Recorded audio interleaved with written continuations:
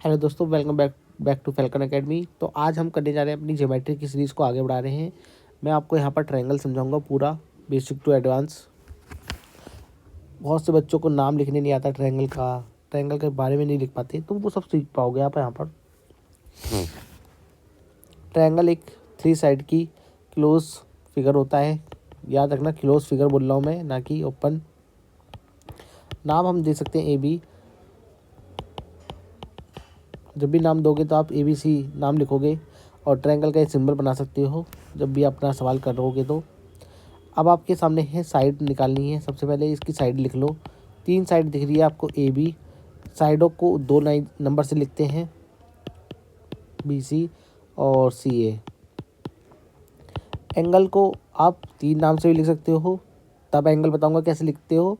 और एक नाम से भी लिख सकते हो, angle A, angle B and angle C। ये सिंगल नाम से है। अगर आपको यही नाम पूरा लिखना है तो आप ये लिखोगे CAB। यहाँ पर आपको आपने A एंगल को लिखा, बीच वाला एंगल को रिप्रेजेंट करता है और आसपास किनारे उसके होते हैं कि C से मैं A पे गया और ये हमारा बन गया। अगर ये ट्रायंगल ऐसा होता कि यहाँ पर लाइन होती, अब आप कंफ्यूज हो जाओगे कि ए एंगल कौन सा बात कर रहा है। इसलिए मैंने ऐसे ही बोला कि CAB, कि C से मैं A पे गया फिर B पे आया, यानी कि ये एंगल बोल रहा हूँ, ना कि CAE बोल रहा हूँ। अगर C से AB बोला मैंने, CAE बोला, तो ये एंगल भी साथ में आ जाएगा। ये एंगल लिखने का तरीका होता है एक। एंगल हमारे 3 प्रकार के होते हैं।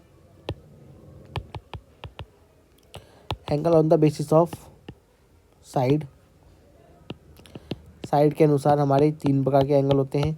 इक्विलेटरल ट्रायंगल, जिसकी तीनों साइडें बराबर होंगी, ये सिंबल होता है बराबर का। आइसोस्केल ट्रायंगल, जिसमें हमारी 2 साइडें बराबर होंगी। और स्केलेंट ट्रायंगल, जिसमें हमारी एक भी साइड बराबर नहीं होगी। Angle on the basis of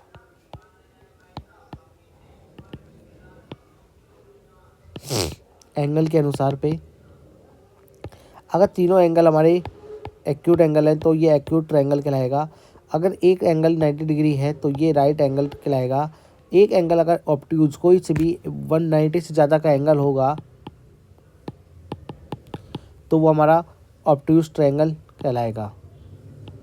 कोई भी अगर 120 है ऐसा एंगल हमें देखने को मिलता है तो ऑब्ट्यूज ट्रायंगल कहलाते हैं। ऑब्ट्यूज एंगल ट्रायंगल कहते हैं वैसे तो। अब आती है बारी पेरीमीटर की। सर्कल में जो आपने सर्कमफ्रेम देखा वही ट्रायंगल में पेरीमीटर होता है। सर्कल में बस पेरीमीटर को सर्कमफ्रेम कहते हैं, बाकियों में सबको पेरीमीटर ही कहते हैं। Perimeter is the sum of all sides. Perimeter is sum of all side. सारी भुजाओं को जोड़ दो।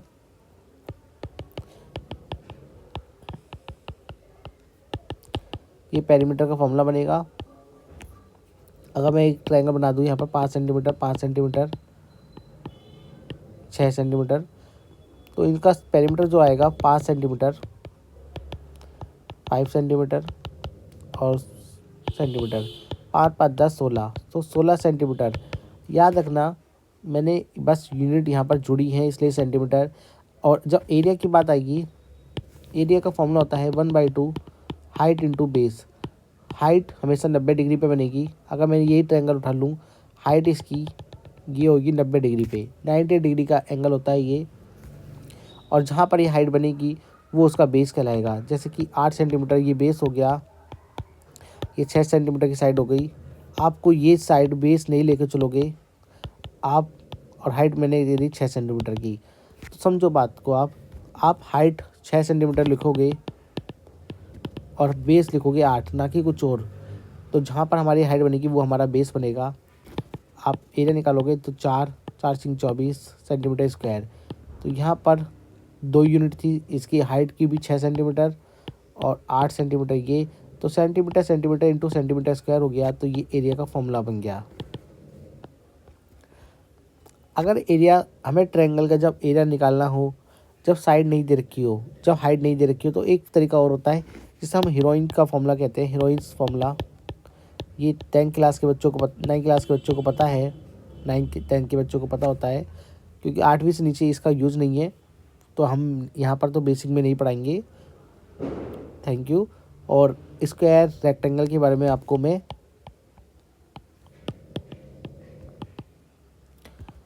बताना चाहूँगा। स्क्वायर की सारी साइडें बराबर होती हैं। स्क्वायर का पेरीमीटर होता है, अगर सारी साइडें बराबर हैं तो इसकी ऑल साइड बराबर है। ए प्लस ए कितनी हो गई आपके पास? 4a हो गई। तो ए सेंटीमीटर जो भी यूनिट होगी वो आप लिखना 4a। और इसका एरिया जो होगा साइड इंटू साइड होता है, क्या यानी कि ए स्क्वायर हो जाएगा हमारा एरिया इसका। रेक्टेंगल के लिए सेम चीज़, रेक्टेंगल का आमने सामने की साइडें बराबर होती हैं, ये इसके बराबर होगी। तो रेक्टेंगल का पेरीमीटर बनता है हमारा, ये एल है, ये भी एल है, ये बी है, तो ये भी है, यानी कि L plus B plus L plus B. 2 L दिख रहे हैं, 2 B दिख रहे हैं, तो ये हमारा बन गया 2L प्लस बी। और यही एरिया निकालने की बात आएगी तो L इंटू बी हम लिखेंगे। Thank you guys.